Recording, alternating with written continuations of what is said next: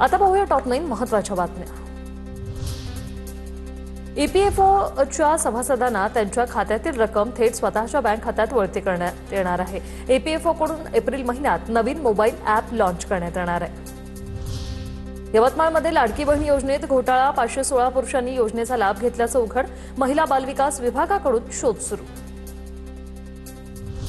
मुंबईतील अंधेरी रेल्वे पार्किंगमध्ये बाईक पार्किंगसाठी आलेल्या स्थानिक मराठी माणसाचा अपमान, परप्रांतीय कॉन्ट्रॅक्टरने अर्वाच्य भाषेत शिवीगाळ करून मारहाण केल्याचा आरोप, समीर काळेंनी मनसे स्टाईलने कॉन्ट्रॅक्टरचा माज उतरवलाय।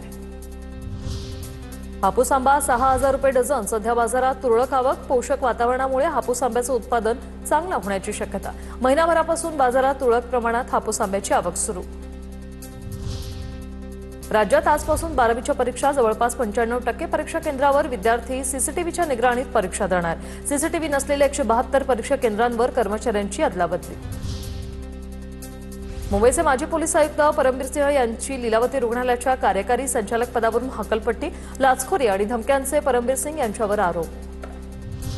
थकबाकीचा हप्ता देण्याबाबत सकारात्मक निर्णय होत नसल्याने निर्णय एसटी कर्मचारी आंदोलनाच्या तयारीत, वाढीव वेतनाचा हप्ता 11 फेब्रुवारी रोजीपर्यंत देण्यात यावा, अन्यथा 12 फेब्रुवारीपासून आंदोलनाचा इशारा।